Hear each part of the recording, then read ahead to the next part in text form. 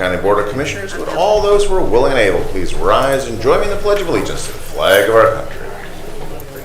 I pledge allegiance to the flag of the United States of America and to the republic for which it stands, one nation under God, indivisible, with liberty and justice for all. Grant us, O Lord, light to our understanding, prudence in our investigating, foresight in our planning, sincerity in our deliberating, the grace to follow truth in our judgment. Help us to be moved in our decision neither by fear nor by self-interest, and to do our work faithfully. May we respect the authority vested in us, for thou art the source of all authority. And may we use in our directives for the common good, and for thy honor and glory. Amen. Amen. Thank you all. Madam Clerk, roll call, please. Commissioner Plechnik. Present. Commissioner Regovich. Here. Commissioner Hammercheck. Here. Okay, this brings us to our first public comment portion of our meeting. Is there anyone wishing to address the board at this time? Anyone wishing to address the board at this time? First public comment. Very good, thank you. Madam Clerk, first agenda item, please.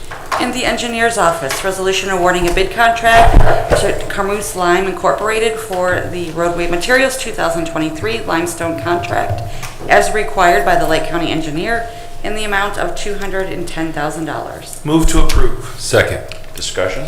Yes, this is our annual contract that we used from the garage and this material is material to fill potholes and other little cracks in our roads. Perfect. Thank you, sir. Anything further? All right, Madam Clerk, roll call, please. Commissioner Plechnik. Yes. Commissioner Regovich. Yes. Commissioner Hammercheck. Yes.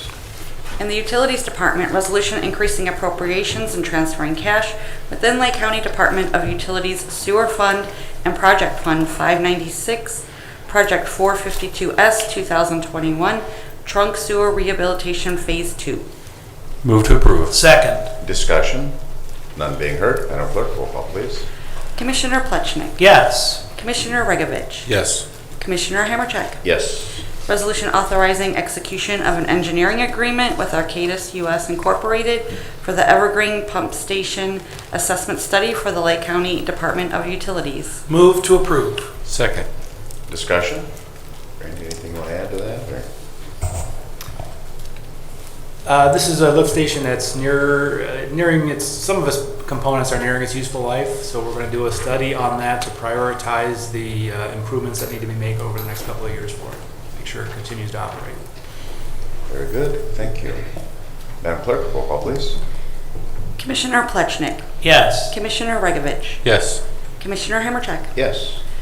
Resolution authorizing execution of an engineering agreement with Burgess and Nyepel Incorporated for the sanitary force main evaluation study for the Lake County Department of Utilities. Move to approve. Second. Discussion? Again, Randy, any background? Very similar. We are assessing all of our sanitary force mains. We had a couple of failures in recent years, and same idea is we're going to evaluate all the force mains that we have, and so we can prioritize what we need to do first, and that this will ideally line up projects for the next several years. Excellent. Thank you, sir. If there's nothing further, Madam Clerk, roll call, please. Commissioner Plechnik. Yes. Commissioner Regovich. Yes. Commissioner Hammercheck. Yes.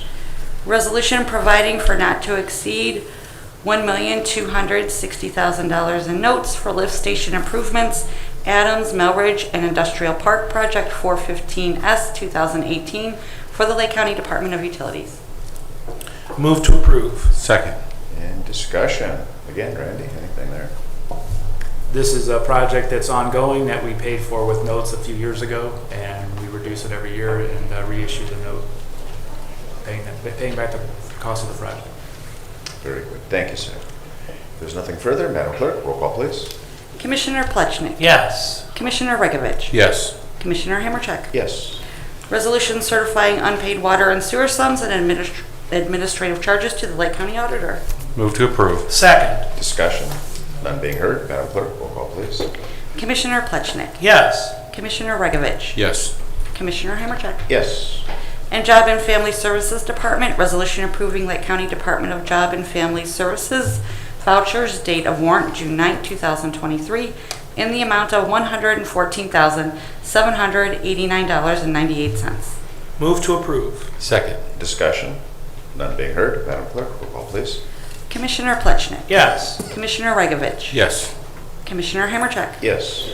Resolution authorizing the signing of the regional and local workforce plan assurances and certifications. Move to approve. Second. Discussion? Anybody want to add anything? Being no? Okay. If there's nothing further, Madam Clerk, roll call, please. Commissioner Plechnik. Yes. Commissioner Regovich. Yes. Commissioner Hammercheck. Yes. In the Commissioner's Office, resolution reappointing Michael Melnick to the position of wastewater plant superintendent of the Lake County Department of Utilities effective June 4th, 2023.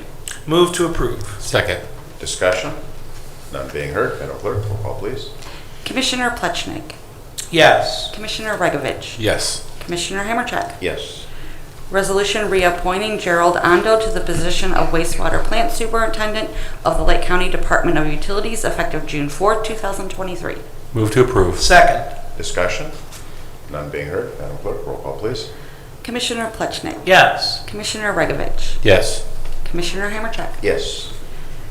Resolution authorizing the county administrator to execute a contract amendment with Medical Mutual of Ohio for third-party administrative services. Move to approve. Second. Discussion? None being heard. Madam Clerk, roll call, please. Commissioner Plechnik. Yes. Commissioner Regovich. Yes. Commissioner Hammercheck. Yes. Resolution authorizing the Lake County Land Reutilization Corporation to demolish the building, former Ohio State University Extension Office located at 99 East Erie Street in Painesville, Ohio, parcel number 15-D-3-16. Move to approve. Second. Discussion? You forgot the -0 again there, Jennifer. Got to be fully complete here. Jason, background. Yes, Commissioners, good morning. Thank you. Resolution in front of you is part of our continued planning and logistical items we need for the proposed Public Safety Center. This is a resolution to help with 50% of the cost on the demolition of the former OSU Extension building with our partners at the Land Bank. Mr. Rogers been a tremendous partner for the county, and I know the municipalities over the years. This is just the first step in this process. They will, similar to Chicago Title building that we purchased a year or so ago, they will manage the process from start to finish, environmental abatement, demolition, reseeding, etc. We will then issue a reimbursement for 50% of the total cost upon completion. We'll continue to capitalize on that arrangement with Mr. Rogers so long as he has the funds to do so down the road. Excellent. Thank you, sir. Anything further? Madam Clerk, roll call, please. Commissioner Plechnik. Yes. Commissioner Regovich. Yes. Commissioner Hammercheck. Yes. Resolution awarding a bid contract to CRS Metalworks Incorporated for the Lake County Sheriff's Office Technical Simulations Building in the amount of $292,257. Move to approve. Second. Discussion? Mr. Jason- Pre- I'm sorry, Mr. I was gonna President. say Jason's getting his steps in. Commissioner would- Plechnik, yes, sir. I would just say that the county is grateful for the hard work of the sheriff's office in preparing this facility. This tactical building will allow for all the training that our officers need to happen in Lake County. Not just the officers in the sheriff's department, but in all the police and law enforcement departments in the county. That will result in substantial savings, no need for travel or paying fees to other agencies or companies. So we'll have the best training available right here in Painesville Township. Thank you. Jason, Sheriff? Sheriff, got it.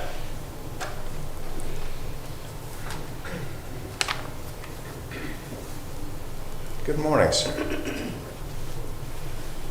Morning. I don't know anything about this building. What building? This is the second building in the construction phase of the update of the range facility. Historically, up till for the past 50 years, we've had a range where you just shot at a standing target, paper target. We realize that doesn't happen in real life. Criminals move. Depending on the situation, it's an instantaneous decision. So the first range building is for self-defense, for classroom and for computerized training where you respond to a situation on screen where the target could be you could be in a school situation and facing an armed gunman in the school and have to make decisions, talk your way through, or get that person out, or do that on a traffic stop, various scenarios. And so that building is almost completed. This building is a simunitions building, and so it will be a open area with movable walls. So those will continually change. So you're not coming into the same situation. You're not sure what the wall situation will be, and it will prepare all law enforcement in Lake County for a wide range of scenarios that they can face before they face it in real life, and enhance security, enhance officer safety, and make us better prepared for the future. Very good. Thank you, sir. All right. Commissioner Rakovich? I attended the bid opening for this building, and I'm happy to report it came in under our estimate. I think as of that morning, we had no bids, 2 people submitted, and this one was significantly less. I'm looking forward to this building for Lake County because this is advanced training. This is beyond what our police are getting now locally. So they can take, every police department has their own firing range with the paper target, and they qualify once a year. We're already looking at school resource officers getting in there and getting advanced training and those kind of things that we can do. And I think the sky's the limit going into the future. Very good. Thank you. If there's nothing further, Madam Clerk, roll call, please. Commissioner Plechnik. Yes. Commissioner Regovich. Yes. Commissioner Hammercheck. Yes. Resolution authorizing change order number 1 for the Brightwood Lake Dam removal and Kellogg Creek Stream Restoration Project for the Lake County Board of Commissioners on behalf of the Lake County Stormwater Management Department. Move to approve. Second. Discussion? Jason, anything you want to add? Are we good? Oh, I'm sorry. I didn't see you sitting there. There's a very lovely hat between you and I here. So, man, that is a very nice hat. Yes, Commissioners, this is a change order number 1 for the Brightwood Lake project. As you're aware, we were awarded a grant in the amount of $1,573,300 to do this project. But when we did our design build contract, we held back $248,300 for unforeseen circumstances. You know, we didn't know what was going to be under that lake when we drained it. And so we held back some money as the project commenced and it's nearing completion. We realized that we don't need that money to be held back. So we are releasing that to the contractor to enhance plantings, do additional grading, and just enhance the project and make it more aesthetically pleasing. Excellent. Thank you, sir. You're welcome. Thank you. Anything else for Tim? All right. All right. If there's nothing further, Madam Clerk, roll call, please. Commissioner Plechnik. Yes. Commissioner Regovich. Yes. Commissioner Hammercheck. Yes. In the Finance Department, resolution approving payment of bills as listed on the Commissioner's Approval Journal in the amount of $2,220,613.83. Move to approve. Second. Discussion? None being heard. Madam Clerk, roll call, please. Commissioner Plechnik. Yes. Commissioner Regovich. Yes. Commissioner Hammercheck. Yes. Resolution approving purchase orders as listed on the Commissioner's Purchase Order Approval Journal in the amount of $1,402,697.13. Move to approve. Second. Discussion? None being heard. Madam Clerk, roll call, please. Commissioner Plechnik. Yes. Commissioner Regovich. Yes. Commissioner Hammercheck. Yes. Resolution increasing appropriations for various general and non-general fund accounts. Move to approve. Second. Discussion? None being heard. Madam Clerk, roll call, please. Commissioner Plechnik. Yes. Commissioner Regovich. Yes. Commissioner Hammercheck. Yes. Resolution transferring cash and appropriations within various general and non-general fund accounts. Move to approve. Second. Discussion? None being heard. Madam Clerk, roll call, please. Commissioner Plechnik. Yes. Commissioner Regovich. Yes. Commissioner Hammercheck. Yes. All right, moving on to departmental reports, utilities. Thank you, Commissioner. Yesterday we opened bids for a water line in East Lake, East 357 water line replacement. Did get some good news. The lowest bid came in about 20% less than what the engineer's estimate was. It is still a little bit higher than what our planning estimate was a year ago, but that could mean things are possibly looking up, at least for this project. Maybe the bad news is we only had 2 bidders on the project, where typically a project like this 2 or 3 years ago would have had 10 or 12 bidders. So good news and bad news, but we're glad to see a bid come in under the engineer's estimate that significantly for the first time in about a year and a half. Excellent. Thank you, sir. Anything further? Thank you. Mr. President, Randy, is there an update on the new wells and stuff that were put out at the landfill, or that were planned?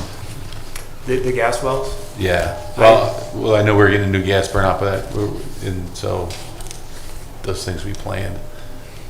I can get that for you. I know that Thank we advertised for that, and I think there's 40 gas wells going in over the next Yeah, year. and I think I'm gonna probably have an ask for an update too. So Okay. thank you. Yep. Very good. Thank you. Job and Family Services. Thank you, Commissioner. This morning I wanted to provide an update on the Medicaid unwinding here in Lake County. As I've mentioned before, with the ending of the public health emergency, counties throughout the state of Ohio were tasked with beginning redeterminations for those folks in our community who are eligible for Medicaid.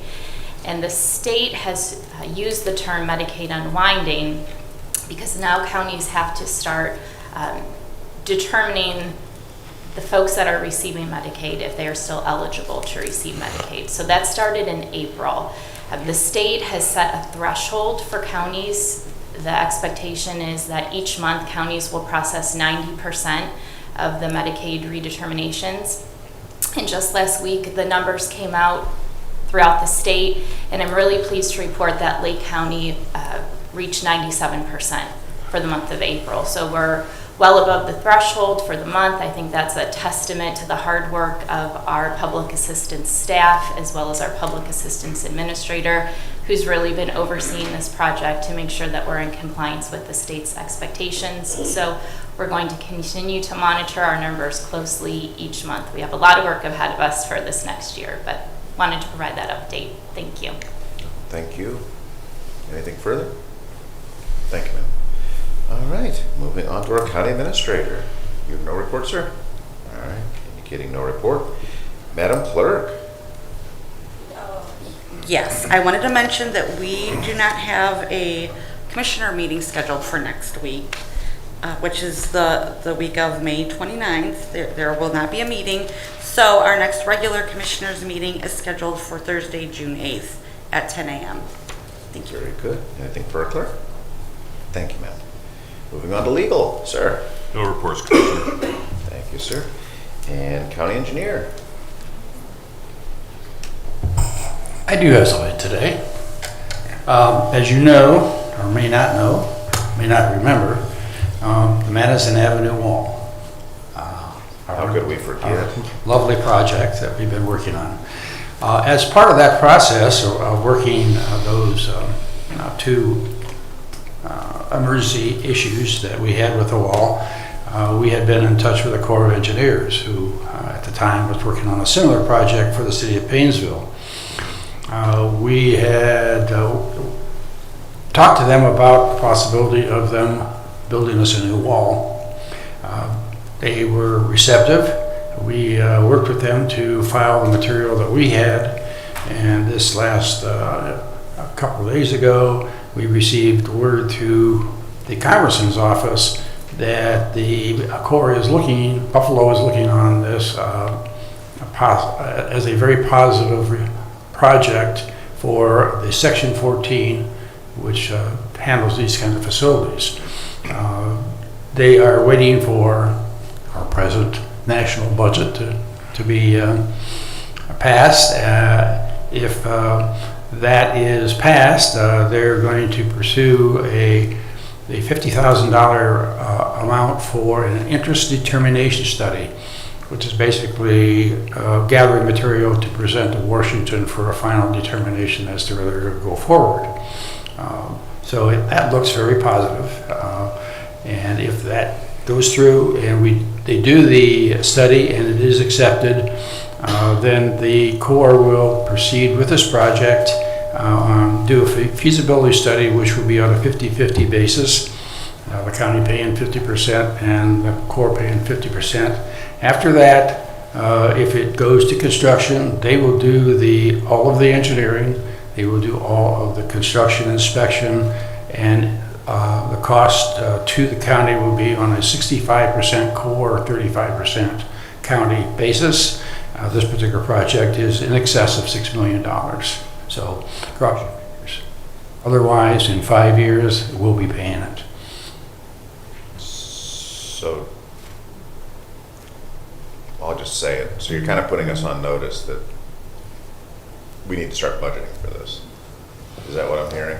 Well, I think that, 5 years, that's 24, 25 period. The good news about the Corps of Engineers grants and so forth, any time that our office spends on this, gathering data, doing some of the work in-house and things like that, is part of our 35%. So what happens then is for construction, when you get to the 65, if it goes over what the original estimate is, it'll help that 65%. That'll increase. The total, they have a maximum amount of $5 million for their 65%, but with a lot of, whatever input we get, that number expands from the standpoint of the 65-35. And the 2 repairs that have already been performed in the neighborhood of $1 million and 1.1 million, something like that? Say that again? The 2 repairs that already took place, they were in the neighborhood of 1 million and 1.1 million? 1.2 million is final, is right now looking like the final number on that. Okay. So, but let's hope nothing happens between now and then. I would assume that this project would start in 2026 or so. And the longer you keep talking about this, the more chargebacks we can do because your time counts. Right? Yeah, all the information that we have to, once it gets beyond the interest determination study, everything beyond that study that we do will be part of our 35%, including any easements we have to get or work on like that, or any land purchase, anything special. All of our administration costs and so forth will be part of that 35%. Understood. Gentlemen, anything further? Thank you, engineer. All right, moving on to old business. Do we have any old business coming before the board? Mr. President? Sir. 2 items. First and foremost, as we come into the Memorial Day weekend, we wish every Lake County resident a day of remembrance for those who made the ultimate sacrifice for our country. I know there are going to be many ceremonies throughout the county to remember this most important day, and so I encourage everyone to participate where possible. Second, on a somewhat lighter note, today is the 50th anniversary of Brennan's Fish House in Grand River, and we celebrate their success over literally half a century. You might think it's a little fishy that they've been so successful, but they've found a way. And we will certainly be visiting to support them later today, and we encourage you to do the same. One of the best establishments in Lake County. Thank you, sir. Any other old business? All right, thank you. Moving on to new business. Any new business? Any new business? Mr. President? Sir. If I'm not mistaken, we have Judge Pat Condon's son with us here today, Brady Condon. And he is shadowing our Assistant Prosecutor Dave Hackman to learn more about county government prior to going down to Washington, D.C. to begin his studies at Georgetown University. And as a former professor at Georgetown, I have a sense of what kind of an institution it is, and I have no doubt that Brady will be very successful there, so we wish him well. Maybe he'll be a judge or a commissioner in the future, but this is where the study begins. I'll say this, considering Mr. Massey's not here, so I can't pull his leg, so it's going to fall to you. Legal question. Even a bad example still an example? Yes. So consider your leg pulled. Well, somebody had to be the victim of a bad joke here today. I will pipe in this. There's the groan. There we go. If I may. There's some grandpa jokes coming out. No, I obviously I used to work with Judge Condon when he was in our prosecutor's office for about 15 years. I also worked with his uncle Eric Condon, who was in our office for a number of years as well. So Brady, I remember when you were a small young boy. He's grown into quite the young man, and I'm very impressed with him, as is all the members of our office. It's very kind of you to say, sir. Thank you. See, we finally got a report out of him. A little humor loosens his tongue. Thank you, sir. All right. Any other new business? Hearing none, moving on to our second public comment portion. Anyone wishing to address the board at this time? Sir.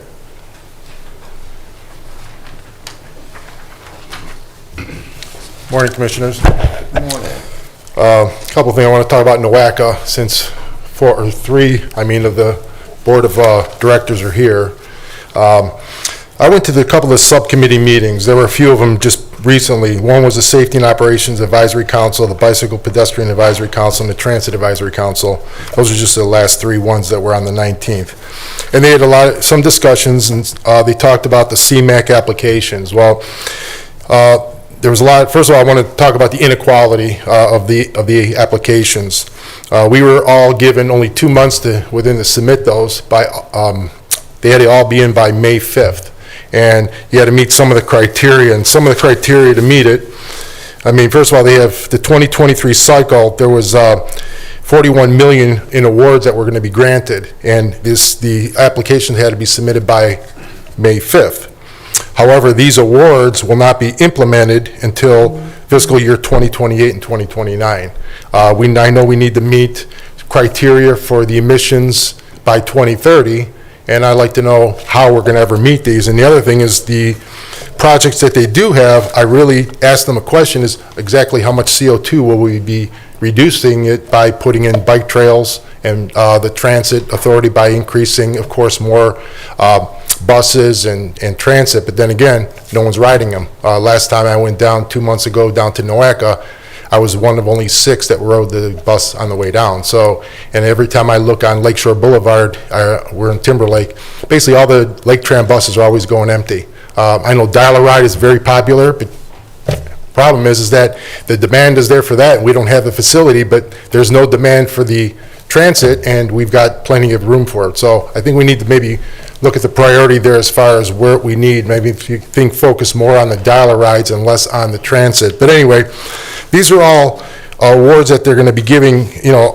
pretty much all the meetings they talk about climate change. Everything's about climate change, CO2 reduction, and the thing is that I've yet to find a plan. Their one plan is basically they're going to have a travel survey. They're going to spend $1.7 million, give a contract to Westat to do this travel survey. And again, it's going to be on less than 1% of the population of Lake County. We're only going to have 900 participants in that one. Cuyahoga County gets 5,500. Again, inequality, discrepancy. But then again, they're going to survey people that are from 13 to 75 years old. I guess they want to do their travel habits to and from work.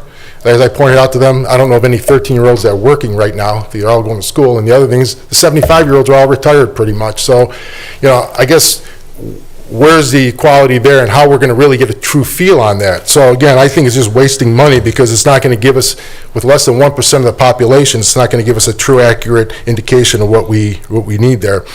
Another thing is they're going to put this these charging stations. I asked again how we are going to save CO2 on putting in charging stations, because the first thing is that, first of all, 70% of the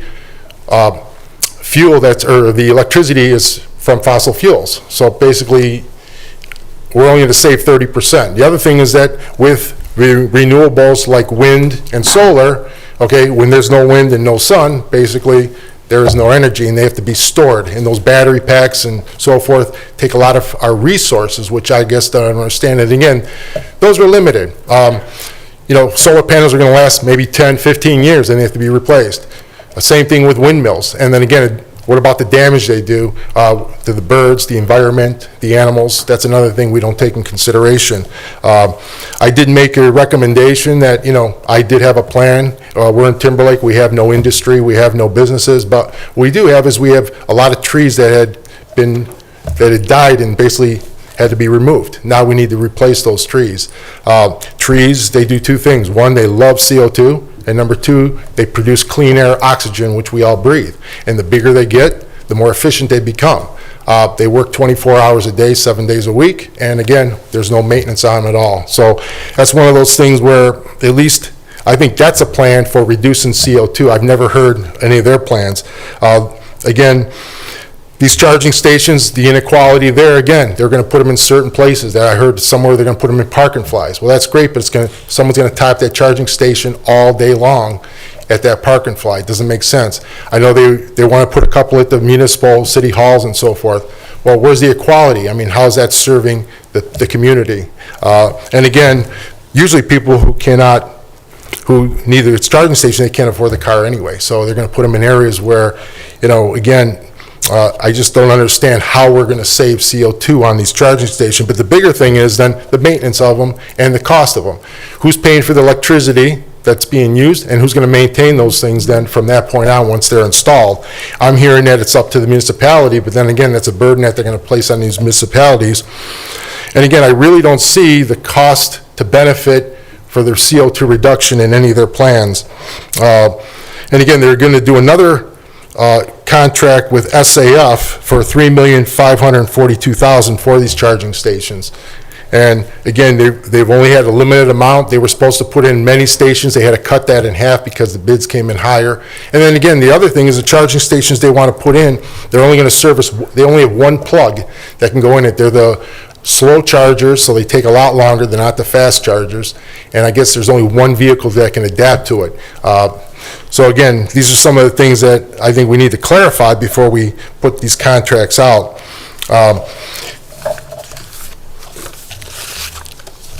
Again, I was concerned about, the money that they spend. Their budget is $13,605,000 a year. And out of that, $13,905,000 a year. The money coming in total revenue is $13,605,000. So that's for our current budget. And most of that money's coming from federal. And again, all they're concerned about is doing climate change, nothing about roads and bridges. They do throw in a couple there, but these are all carryovers pretty much that I see. I don't see any really new projects. And again, in order to meet the criteria, the point system, again, is inequitable because us as a small community will never meet the point system, so we never qualify for any of these grants that are out there. So these are a lot of concerns I do have with NOACA. Again, I think their focus is just gone off of what their true focus should have been. And I don't understand, like I said, their whole thing right now is about climate change.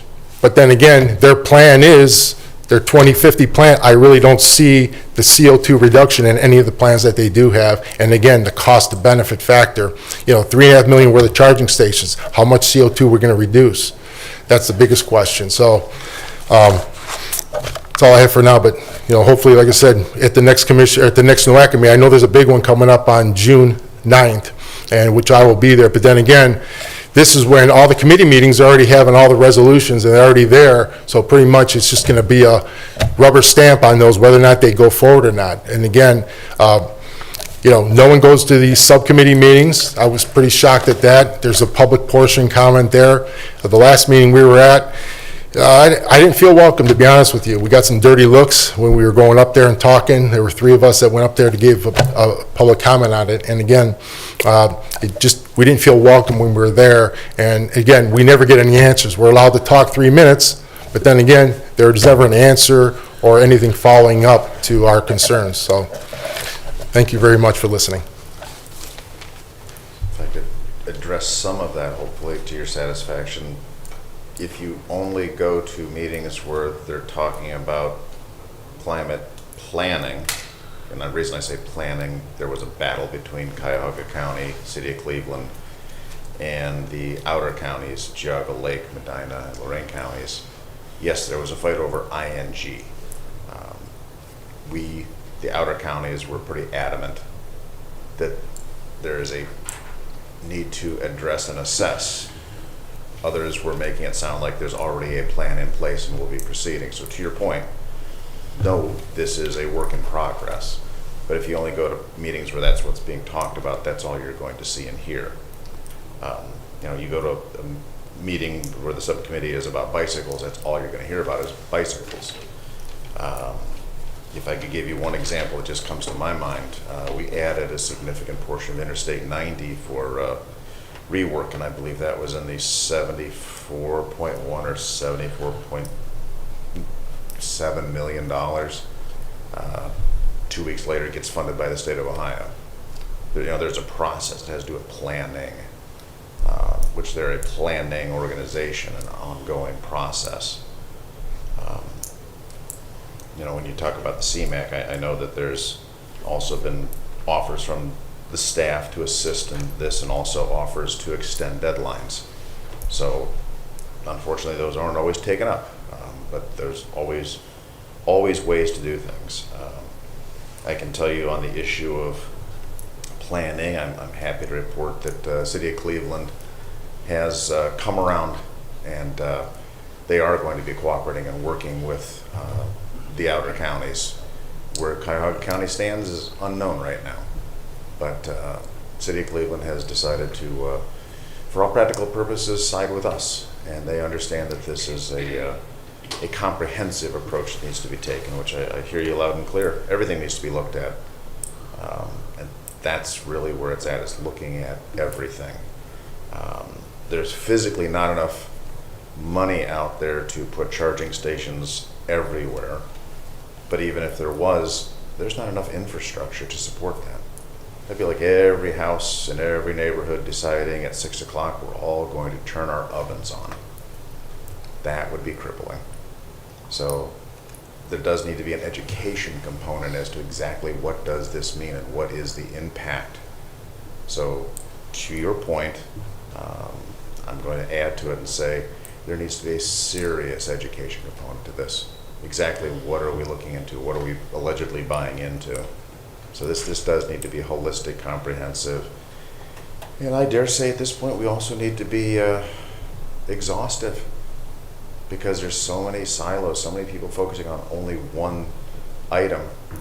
And I'll just add this little commentary. I wasn't so many years ago removed from an event, and I think it was at the Crawford Auto Museum. An individual, when I asked them about going all electrical, what about the electrical generation? It's like, oh no, there's no carbon associated with that. I said, oh, so you're talking wind, solar, nuclear. I got scolded over the nuclear. So I said, so just wind and solar? It's like, oh no, don't need that. When I pushed the issue as to, well, where do you think the electricity is coming from? This person said, the wall. The wall. Now this was a otherwise well-dressed, obviously well-educated individual who thought electricity comes from the wall. I then pushed just a little bit more and said, well, what do you think those cables, those wires out in front on the poles are? Oh, I live in a modern neighborhood. We don't have anything like that. Righteous indignation. Burial cables. That's one of the challenges on the education side that we need to seriously look at. There are people who literally believe electricity comes from the wall. So we all have our challenges, and this is not going to be a fast and easy fix. Society, my God, take a look at our schools, and I think we can all attest to that. But you're a professor, and I'm sure you see some examples of. I'll refrain from saying what my grandfather used to call them, but I'm sure as a professor you have to entertain some interesting perspectives. Is that a fair way to say that?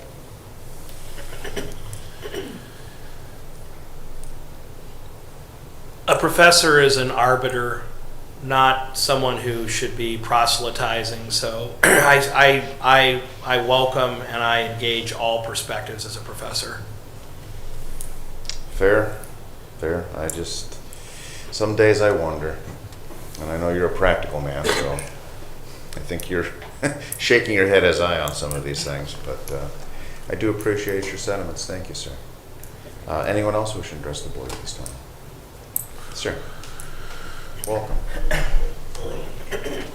Thank you. Good morning, Commissioners. Ryan Conrad, 34743 Lakeshore Boulevard, also from the beautiful village of Timberlake.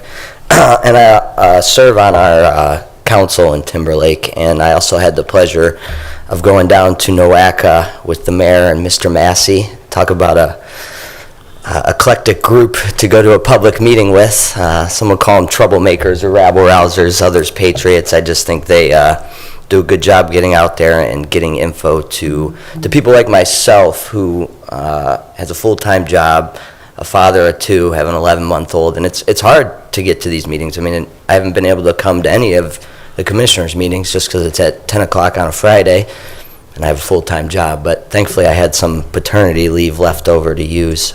So here I am, and glad to be here. Also glad that you guys video these meetings and put them out for the public. I watch every week, and I don't know if that is good or it means something's wrong with me, but I do participate via the YouTube stream, so I appreciate that. And this room's quite deceiving. You don't get to see all the magic that happens back there and the hard people that work to support the county. You just get to see you guys up here, so I'm impressed by the new building. It's my first time here. But I did also get to watch, thankfully, to Mr. Massey and other organizations and Nancy Mara, your guys' Nowaka Town Hall. I found it very informative and interesting, and I appreciate you guys doing that for the community. Also, why I'm watching that on a Friday night probably says something about my life. I need to get a better life and some more hobbies. But it was informative to me because I'm also the grant committee chair in Timberlake, and there is so much red tape and bureaucracy, and the learning curve is so steep for someone that's, a scientist by trade. I've written technical grants before and have that foresight, but just writing these grants and understanding who you have to talk to get information and to get even considered for these grants has been a struggle. I've placed calls to Dan Troy, to Congressman Joyce, to ODOT, to the schools for safe routes to schools, and 90% of the time I get pushed away, right? No one calls back, or it's a battle. And one of those examples was with Brian Blaney at ODOT, who's our District 12 ODOT coordinator. I had spoke with him. He was very nice the first time I talked to him, and then I sent him some emails with plans. We want to put sidewalks in on both the north and south side of Lakeshore. It's very unsafe, the state that it's in now. There's kids that catch the bus there. There's Lake Trans stops there. There's bicyclists there. And we've been pushing for this and trying to find a source of funding to help us get it done. And so I sent him some emails back in February and nothing. And thankfully, I went to the Nowaka meeting on Friday, and there's Brian Blaney. So I got to introduce myself and do a face-to-face. And he did, I reached out to him this week, and he did call back, and he's in the process of doing it. But that right there is a key example of, you talk to someone on the phone, you send them an email, they kind of forget about us because we're the small, quaint village of Timberlake. Or maybe it's just me and my personality. I don't know. I like to think it's because we're small. But, so if I hadn't have gone to that meeting and taken that extra step, took a day off of work to go, I would have never made that connection. And, there's so much bureaucracy that happens at Nowaka. We applied to get, so when I talked to Congressman Troy and Congressman Joyce, they said, are you on the tip? I go, what's the tip? So I look it up, we file an amendment to get on the tip. The mayor did it, thankfully. He was able to get Grace Galucci and figured it out. And then we heard nothing back about it. We filed an amendment to get on this year's planning tip, and no response from Nowaka. Yay, nay, here's why you didn't get on, some guidance of what we can do so when the next cycle comes up, we have a better shot at getting it. So I'm at the Nowaka meeting, and, like the mayor said, there's a lot of dirty looks. I mean, you guys are very nice. When we walk in, you smile, say hello. We're welcome here. We're welcome people at our council meetings. Nowaka just felt like it was this big, bad bureaucracy that didn't want people to see what was going on behind the curtain. And that was just the feeling we got. When we walked in, the lady at the desk, super nice downstairs, we go up, everyone just kind of looks at you like, what are you doing here? Some people were nice enough to say hello. We sign in, I asked for an agenda. The lady goes, oh, we don't give those to the public. Those are just for people on the board. I go, well, I need to see what is in the agenda. She's like, well, thankfully I have enough and extra copies, you can have it. But it was just that sentiment up front of, we don't usually give these out. And it's like, well, I have to have a 3-minute public comment section on something on the agenda, but all I have is one line item, CMAQ application, et cetera. I need the details of what you guys are actually talking about in regards to that, especially for someone like me who's not super knowledgeable about the processes and the programs that are out there currently. So that happened. There was also Commissioner Hamercheck, I thank you for, I know Mr. Massey was trying to film it. They told him he couldn't film it. It all got worked out and they allowed it. But I thank you for supporting that endeavor.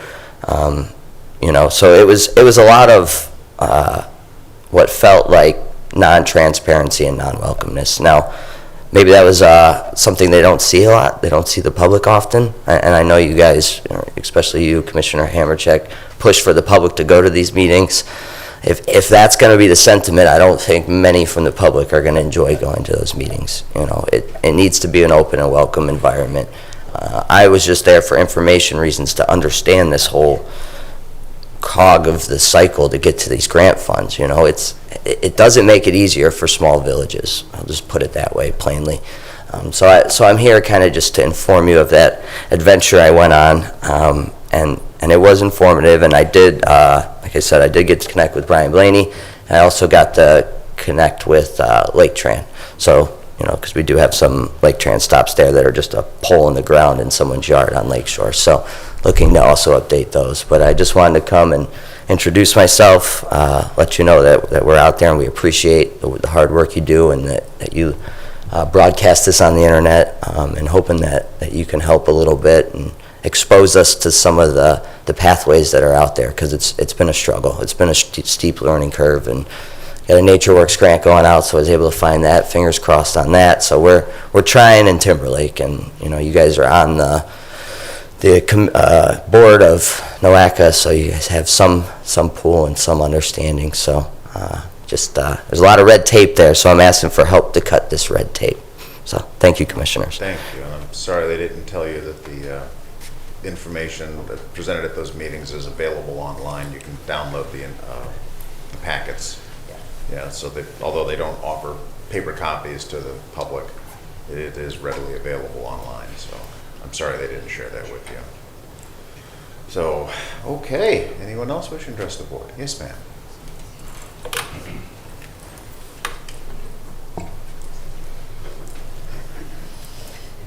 John, I'd like to thank you for helping. And I got to warn you, I didn't have any sleep last night. And my coffee, I didn't have my coffee. It's on my floor. I forgot to put the container under it. So I don't know how much sense I'm going to make. But John knows a little bit about the hell I've gone through for 10 years. And it's because of people here in Lake County. And John recommended I go to a lawyer. I had a lawyer who I paid. He ended up terrible. I paid the courts. Corey Clinton was a lawyer. He was horrible, horrible. He put my great-granddaughter in more danger than what she was in. I found out what kind of lawyer I want. I want a preparation lawyer. I found out that they can help white people too, who have been treated horrible. I was treated horrible here in court. And my great-granddaughter, the love of my life, I haven't seen her in 10 years because my granddaughter is an unfit mother. She only cares about herself. She sells drugs. She will not let me see Leah. There's 3 people that wouldn't let me see Leah. Leah's father, first of all, raped my granddaughter. He went to my family's house here in Menor with a gun to kill them all. Thank God they weren't there. He went to Veterans Park and sat there for a while, but nobody came home. So he went after my granddaughter's new boyfriend, who he worked with. He found this guy, hit him over the head with a gun, and he was trying to get him in the car, and he took his keys too.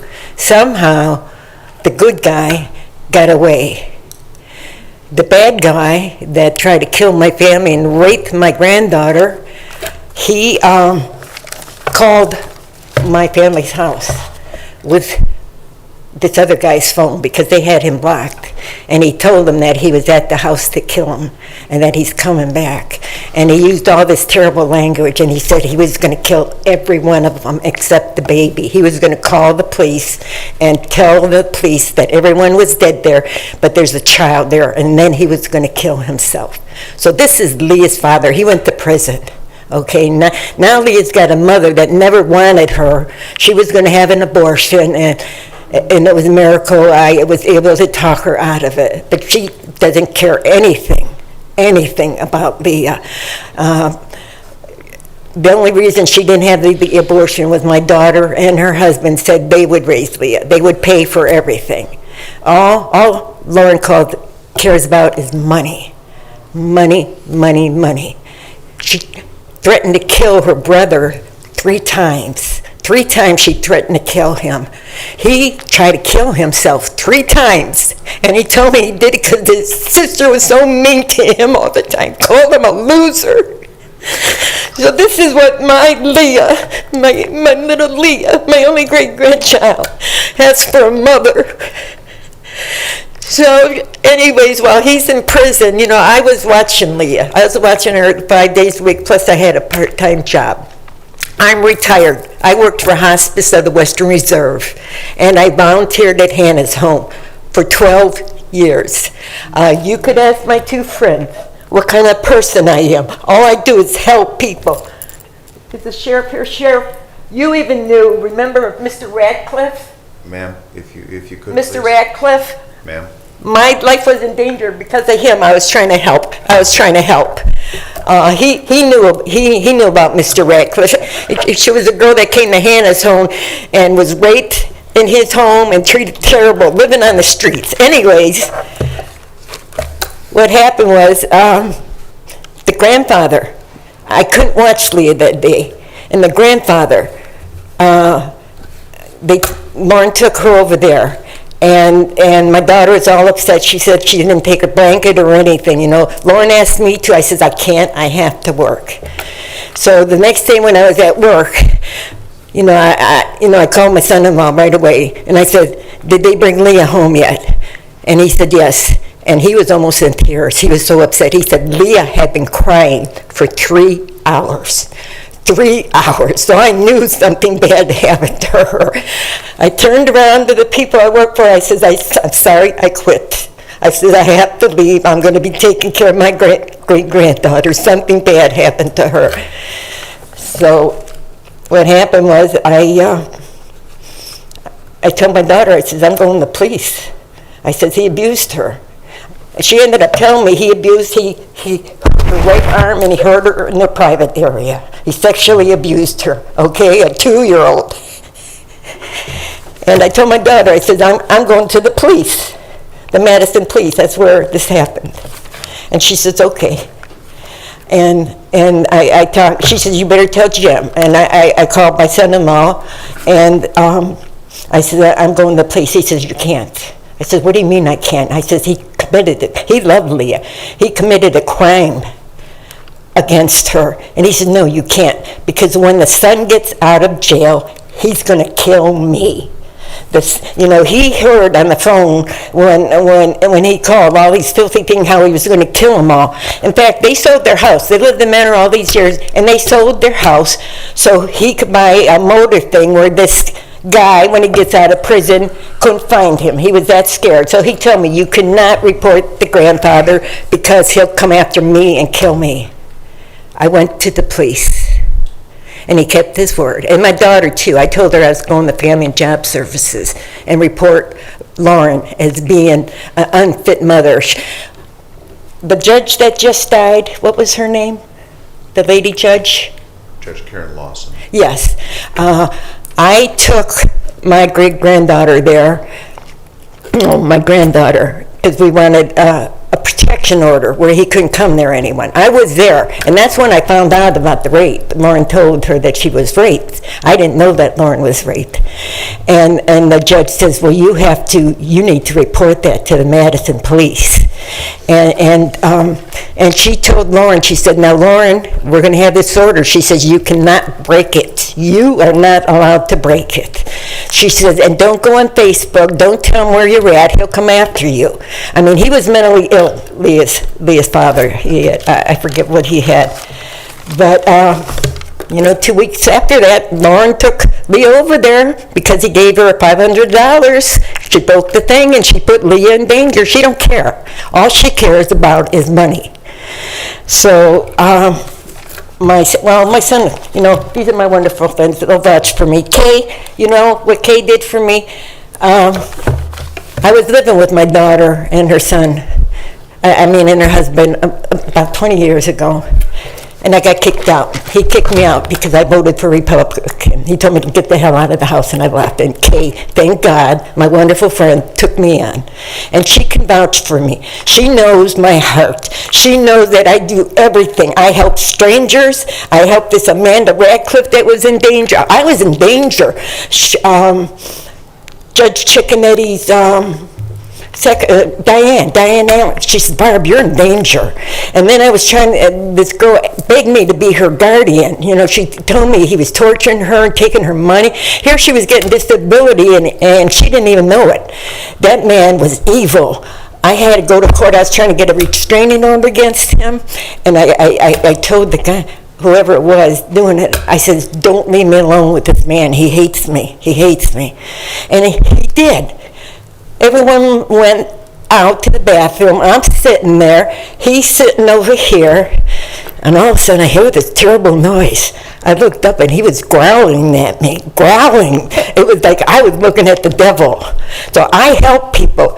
I don't do nothing for myself. I help everybody. I give away. Kay made me all kind of jewelry. Someone said, oh, I love your... And I give it to them. I've probably given away at least 100 pieces of jewelry. My mom, I'm from a family of 12. I had the most wonderful, wonderful mother in the world. And she died in Maui. And a month before she went there, she told me, she says, Barb, she says, I want you to know, she said, you are my kindest and most compassionate child. I do. I feel people's pain, and I try to help them. Anyways, so... I got kicked out. They told me I'd come see Leah again. And I found out that grandparents have rights in this state. And so I went to Corey, and he told me how much, and, I didn't have much money. I had to work another job and save up money. So I finally saved up money, and I went to him. And at first, I was going for visitation, just so I could see Leah. Leah loved me. When I'd walk in the house, she'd have the most beautiful smile on her face when I walked in. So anyways,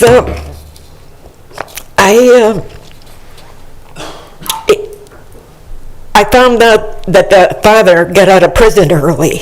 And I thought, oh my God, she's got the grandfather who abused her, now the father who's a rapist and trying to kill my family, and Lauren didn't care. When I told Lauren, when Leah told me about him molesting her, and she didn't care.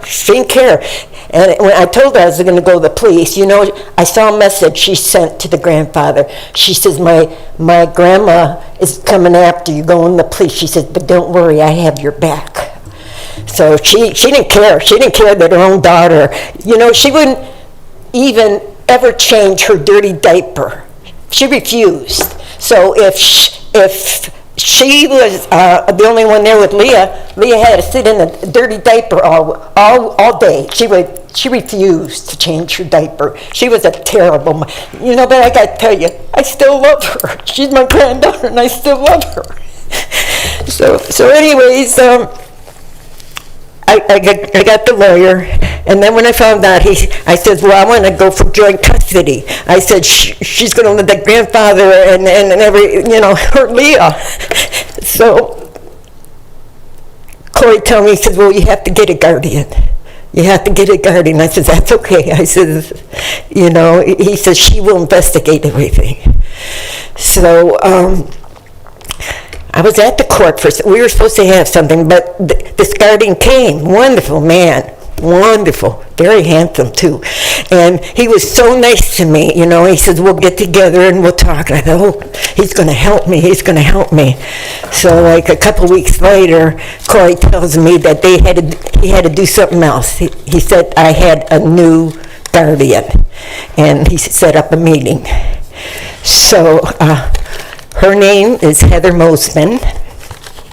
And she was the guardian from hell. And you can quote me. I went to her office, and right away she was mean to me. She told me I was stupid. She didn't even know that his father, what he did, or care about the grandfather. And then I asked her, I said, I was in tears. I said, do you have children? She looked at me and she said, get the hell out of here, and she kicked me out. So I went to Corey, and I told him what she did to me. I said, Corey, she swore at me, she called me stupid. And he said, oh, I'm sorry. He said, we never talk to our people like that. And I told him, I said, you have to get another guardian. I says, she's the devil, and I will not pay her 2 cents. And then later on, I found out from my grandson, the one that Lauren hates and wants to kill, I found out from him, he was there when the guardian visited my granddaughter. My granddaughter's lawyer was her boyfriend, okay? So Lauren and the boyfriend were there, and Andrew said that the guardian from hell promised my granddaughter that I would never see Leah again. She said she would make sure that I would never see Leah again. And she kept that promise. She kept that promise. They lied about me. They said I was mentally ill and I was dangerous. And I was trying to protect my grandson. He was being so abused. And at one time, my daughter and her husband got really mad at me, and they told everyone I was crazy, and they abused my grandson. My daughter and her husband, I found it was emotionally and physically. But so, anyways, what happened was court was horrible. Court was horrible. It was like I was in hell. My brother came. I was hoping for Kay, but Kay, were you in Texas then? I don't remember. Because Kay knows me more than anyone. She knows my heart. She knows my soul more than anybody. She's been a wonderful friend. So my brother said he could come. So when he got there, they wouldn't let him testify. Corey didn't do the papers, so they sent him home. But before this, when they were telling everyone I was crazy, I told Corey, I said, Corey, I'm going to a psychiatrist. I said, I'm going to prove to them that they're liars. I want to take a lie detector test. I went to this wonderful psychiatrist. It was down the road. She was very nice to me. And we had a lot of talks, and I told her what was going on. I told her I had nightmares all the time, that Leah was in danger and I couldn't get to her to help her. And she says, Barb, she says, you got, she says, you're, this is really hurting you, And she said, at court though, she came to court. She didn't even charge me. She said, Barb, I'm going to come to court with you. And she told them she thought I was wonderful. I was quite delightful, she said. She said they would watch me. I guess they have cameras. She said, you would be there helping people, getting them things. She says, you were wonderful. She said, I didn't have any mental illness. I wasn't dangerous. She said, the one thing I had, post-traumatic, when I was 16, I was a virgin and my sister's boyfriend raped me. So she said, that's why you want to protect Leah more because of what you went through. So she, in court, she says I was wonderful, no problems. The guardian recommended that I don't see Leah even under supervised visits. I could not ever see Leah. I mean, I've been crying ever since. My heart is broken. And I'm here because I've had all these health problems since then. I had a stroke. I didn't have high blood pressure before. I had a stroke. I had a brain bleed. I had other things. And my doctor sent me to the Cleveland Clinic. There's a woman there. She specializes in brain things. And we got to talking. And she said, asked me about my family, and I started crying. I told her what happened. She says, oh, how terrible. She said, Barb, this is your problem. She said, this can kill you. She said, all the pain you're in and all the stress you're in, she said, this can kill you. She said, you need to get some help. And I told her, I said, the only help I can get is from God. I said, I want to see Lee again. Now, in the last month, my head has gotten worse, this one side, and it gets, and I think I'm going to die. And when I go to bed, I don't put the chain lock on because I don't want them to have to break the door where I live. And I need help. But I'm going to go after these people.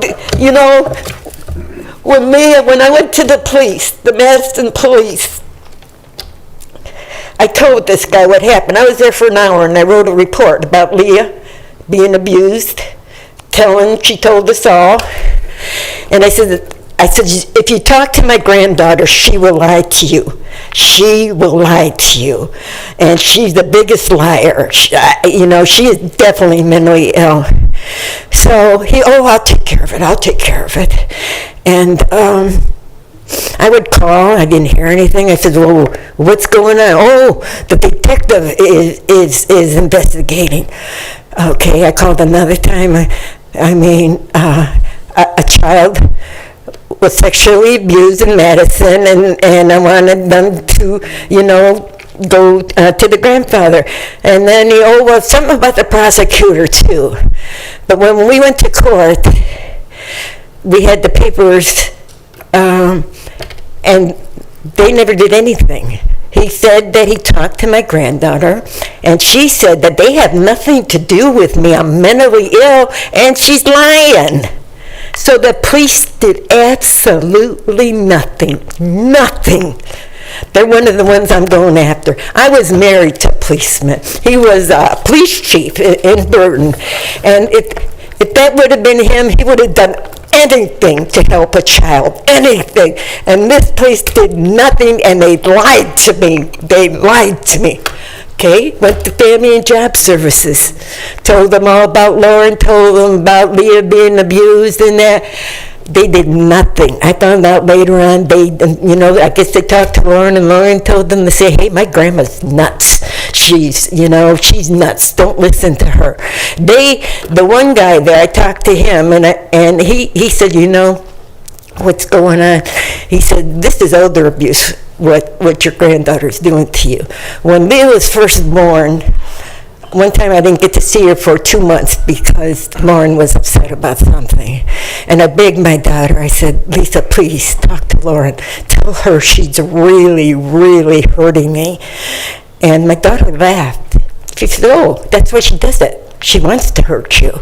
And I told the friend I had who was a counselor, and she says, she says it's more your daughter. My daughter hates me. My daughter hates my guts. And I asked my friend why. She knew my daughter. And she thought one of the things was her husband was only 4 years younger than her. And he treated me like a queen. Very nice to me. Nothing but just, that's the only thing my friend, but she hated me. She really hated me after I went to Family and Job Services. And another time, I didn't get to see Leah for a while. And my daughter says, bribe her. Give her some money. give her some money. She likes money. So I had $50 and I gave it to her. I'd give $1 million to see Leah. I would give my life for Leah. So anyways, I've been living in hell. So I'm praying that they're going to help me. But I want you to know that people in Lake County I'm going after.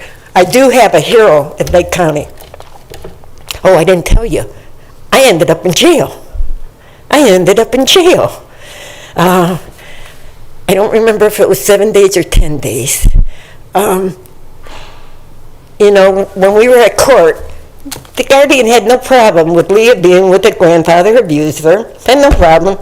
She had no problem with the father who raped my granddaughter, went to my family's house with a gun, and ended up in prison. She didn't care. But I couldn't even see Leah if I paid, because she promised my granddaughter and her boyfriend lawyer that I would never see Leah again. So I end up getting, I picketed. I picketed the next day. I went outside and picketed. She come out like this to me. Ma'am, please. That's what she did. I understand, ma'am. And she called Corey and told Corey to make me leave. Corey said, no, what she's doing is legal. I was on the sidewalks. So anyways, she's the guardian from hell. This is my list. Heather Mosman. She was the worst. The Madison Police Department. Job and Family Services. I found out, I talked to the head of that. And I said, nobody had done anything to help. Oh, he says, well, you'll never find out. And I did find out. They didn't do anything. And Magistrate Spangler, he did nothing to help. He did tell me I had to go to jail because I would not give $1,000 to Heather Hosman, who put my great-granddaughter in more danger. I wasn't going to give her 2 cents. I mean, the way she treated me and everything, and I went on a hunger strike. Sheriff Dunlap is my friend. We were in gong shows together to help extended housing. I was the opening act. I was dressed up as a chicken. I was Chicken Betty. And I serenaded. I was on TV, Channel 5 with Judge Chicken Eddie. I sang Wild Thing to him. But Sheriff Dunlap, I talked to Kay. Oh, I had a job and they needed me. And I wanted to get the work thing where I'd go to jail and then, work. They wouldn't even give me that. And I had to go to jail, and I think it was like 10 days, and then I had to pay $200, and then it was going to be 20 days, and then and I was on a hunger strike. Sheriff Dunlap got a little upset. He said, Barb, he said, I don't want you on a hunger strike. He said, that's not good for you. He says he knew while I was doing it. One time I had donated a chicken paprikash dinner to the thing, and his sister won it.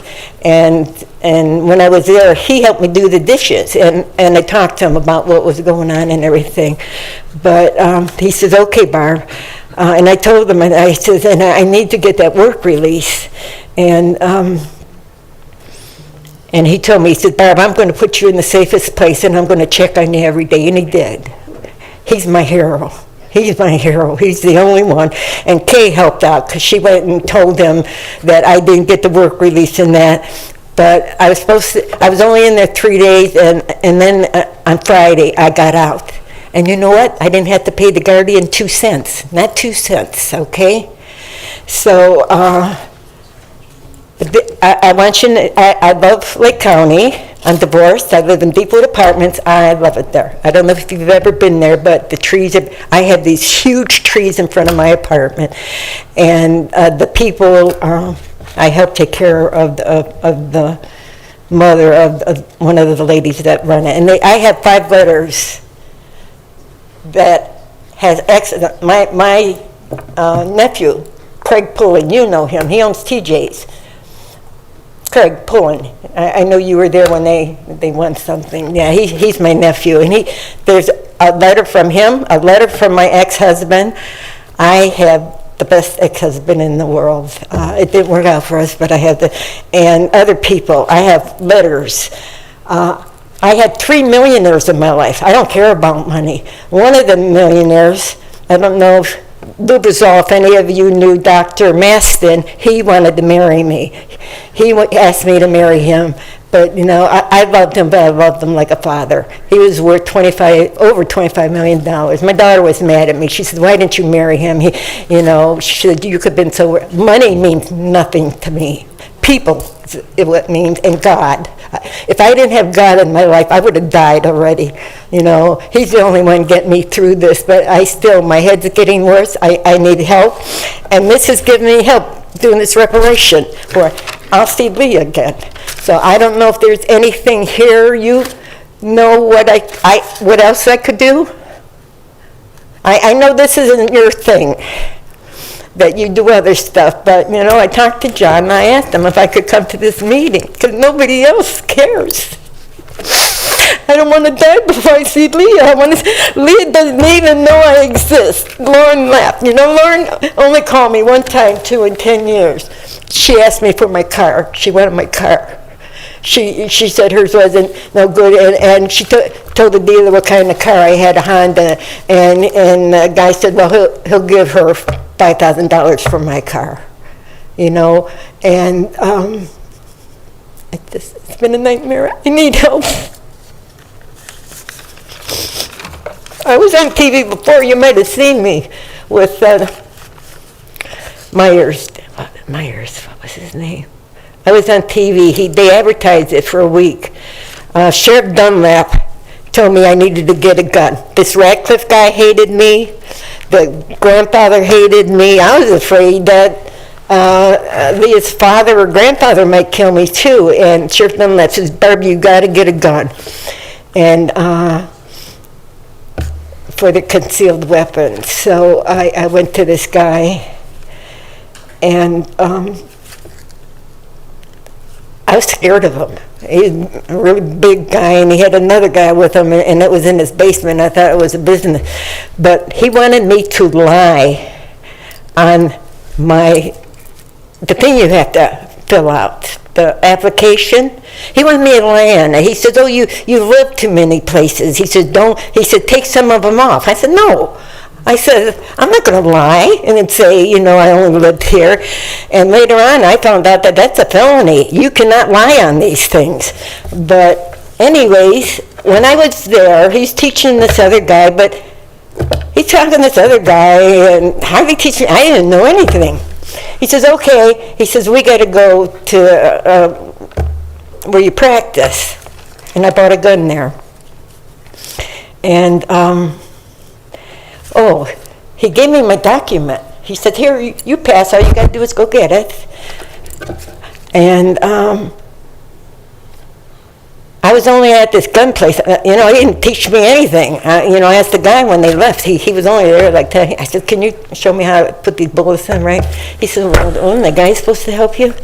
But anyways, I talked to a friend. And I told her that I was only, you know, in this house maybe half an hour or something, and he gave me my thing, and I was supposed to take a test. I never take a test.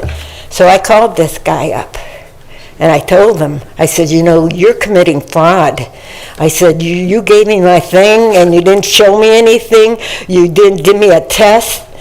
And he said, don't you tell anyone. He wanted me to meet him at a park. I thought, yeah, like hell. You know, there's no way I'm going to meet this guy. So one of the sheriff's guys told me that this guy could really go after me. He says, if you can prove what he did to you, everything he ever gave out is null. He said, you know, this guy's going to lose $1 million if you go after him. And, they had me on TV. You know, and he talked to this guy, and this guy lied, so I can get on TV. If I got to get on TV for this, so I can see Lee again, I'm going to get on TV. I've been in the newspapers.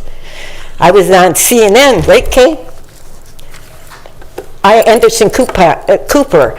I was on, my video was on prime time, and it was for the presidential YouTube debate. for the Democrats. And I told Kay, I said, Kay, would you take a video of me? And she said, sure. And I get dressed up as a chicken. If you ever saw a chicken, you know, when I worked for hospice, wait a minute, when I worked for hospice, I could... You're kind of losing me on the chicken part. When I, Okay. well, wait, just wait. When I worked for hospice, I can feel people's pain. And it broke my heart. The patients and the it broke my heart. I thought, I want to cheer them up. So I bought a chicken outfit and I get all dressed up. So I told Kay, I says, well, I want to be on this YouTube thing. So I told them, you know, I was outside in Kay's yard. I had a flag shirt on, a flag hat, and I'm waving a flag saying, God bless America. Anderson Cooper, when he first came on, and I told him, I said, I'll vote for the one who, instead of spending these millions of dollars, you know, to get people to vote for you, give it to the homeless and the veterans. I said, that's who I'll vote for, or to stop all the fraud. I says, we know that toilet seats don't cost $1,000. So I said, that's who I'll vote for. But when it came on, Anderson Cooper says, well, we're going to show you the videos. Hillary was there, they're all looking up at this big video. And he said, but it wasn't a good idea for the ones who wore costumes. There were 2 other people that wore costumes. I wasn't the only one. And when I came on, you know, God bless America, I thought, man, that's awesome. They showed my flag, I'm saying, God bless America. He said, yeah, and one of them was distracting, you chicken lady. So I can get on TV. You know, when I worked for hospice, I was trying to help a fundraising, and one of the big wheels said, Barb, you're always thinking outside of it. She said, I'm amazing. I've had people tell me that they've never, ever met anybody like me, mostly men, and they always say, this isn't men I've slept with or nothing, just people that know me, but they say that they've never met anybody. I probably had at least 20 people tell me that. You know, God put it on my heart to help people. I love people. And what they said, you know, they told the court that I tried to kill my grandson with some pills. And I was taking him on a trip to go to a diamond mine, and he has these spells where he just goes crazy. I mean, he gets out, and one time I was driving, and he was going to jump out of the car. I had to stop right away, but they said I left him in the state by himself. Okay, right. He knew all about all this. I would never. I mean, my daughter and her husband are both liars. They are both liars. They're all liars. And can you help me in any way with this? You've given us an awful lot in the last several minutes. You know, and I appreciate you listening to me and not taking me off like they did at the Gong Show. That's okay. We try to be as understanding as possible. I just don't know what we can do now. You've given an awful lot. We've got a number of authorities in the audience here, so if somebody has some ideas, we can speak with you after the meeting perhaps, or follow up with you. And I'm kind of gathering your name's Barb. I didn't. Barb Carpenter, yeah. Barb Carpenter, and I heard Deepwood, so I'm just trying to, for the record, what's your address? I'm so sorry. 8060 Deepwood Boulevard, apartment B21. When you come in, Oh, I actually. no, but I gotta tell you, no, I just got, Kay laughs at this, because she mentioned it this morning when she came to pick me up. On my balcony, I have a beautiful Christmas tree that lights up every day, and then I have lights over here, and my apartment is full of Christmas stuff. I love Christmas, and I thought, hey, it's my apartment, I live here alone, you know, if I want Christmas every day, I'm going to do it. And the rest of it is tropical paradise. I love pink flamingos. I have probably 50 pink flamingos, and, you know, some people think I'm a little nuts, but my ex-husband said I was a little nuts. He said, but I'm a very nice nut. So, well, thank you for listening to me. John, thank you. You're my other hero now. Sheriff Dunlap, I love him. I made him a bunch of cookies. I'll make you some cookies too for getting me here. Right, Kay? Do I make good cookies? Well, Mr. President, what I would say is to the mayor and the councilman's earlier point, just like the Village of Timberlake, it's our goal that Lake County Commissioners meetings are open and free and that everyone can express any concern that they have. So there's no need to thank us. This is your administration center. This is your meeting. You have every right to be here and speak. So there's no need for thanks. I'm not sure what we can do about a custody issue. If there's anything, I want to see her. Those are resolved, as you and I previously discussed, those are resolved in court. But your whole family is certainly in our prayers. Thank you. Just want to see her before I die. I don't think I have much time left at all. You could talk to Pastor Jim about me too. They ask, at church I cry every week. I go up to the railing and I pray to God and I beg him, please let me just see Leah before I die. And he'll come over and put his arm around me. He's wonderful, but he would give me an A+. Pastor Jim is a good man. Yeah, he is a good man. Well, I really, this means the world that I could talk to somebody. Thank you. Thank you so much. Thank you. Okay, we're still on our second public comment portion. Is there anyone else in the audience wishing to address the board at this time? Sir. Bishop, thank you, sir. Joel Mebel, 1049 Brentwood, Pennsville, Ohio. Commissioners, in this world that we live, so many could rise up to be a brilliant statesman, an eminent theologian, an authoritative leader. These could be men that can impress the world with their intellect and social graces. But sitting here to see your patience, to see your love, to see your kindness. I am president of Pennsville Ministers Fellowship. I would like all my ministers, all our 21 churches to see the way we ought to be patient, listen to our people. Oh, I just want to say thank you. That's all I want to say. Thank you. Thank you to all of you. Thank you.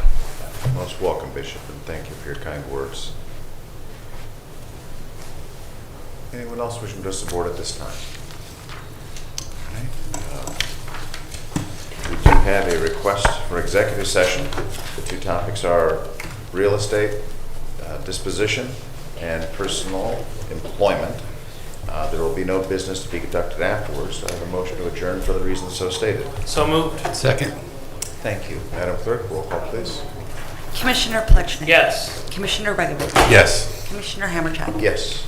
Thank you for joining us today.